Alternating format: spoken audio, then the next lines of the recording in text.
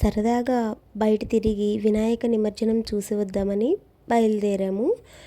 అయితే మధ్యలో DJ dance and ice cream బండి చూసాము.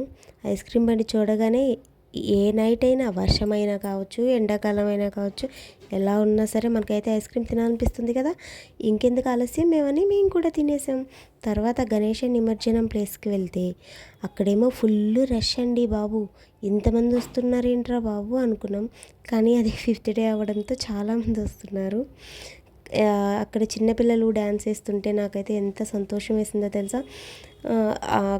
ఎంత ఊరేగింపుతో, ఇంత హ్యాపీనెస్తో గణేషుడిని పూజిస్తాం.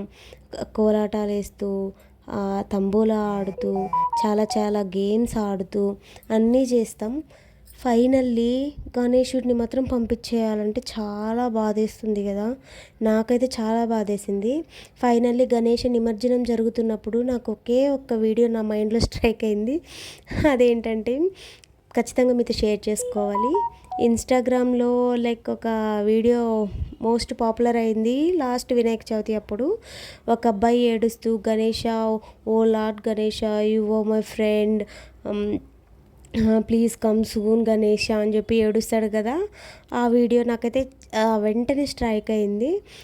నాకు చాలా బాధ అనిపించింది. అరే ఇన్ని రోజులు ఇంత సంతోషంతో ఇంత చేసుకున్నాం హ్యాపీగా అంతమంది కలిసి. మామూలుగా అయితే బిజీ లైఫ్లు కదా, ఎవరి జాబ్లు వాళ్ళవి, ఎవరి పనులు వాళ్ళవి. ఇలాంటి ఫెస్టివల్స్ టైంలోనే అందరం కలిసి ఉంటాం. బట్ ఇంకా గణేషుడిని పంపించేస్తున్నాం అంటే ఇక మనకి ఇంకా బాధ కదండి. మళ్ళీ ఇవన్నీ జరగవు కదా. సో అట్లా అనిపించింది. ఫైనల్లీ ఇంకైతే ఏం చేయలేం కదా, బాయ్ బాయ్ గణేష్ అనుకుంటూ ఇంక అక్కడి నుండి చిన్నగా వచ్చేసాం ఇంటికి.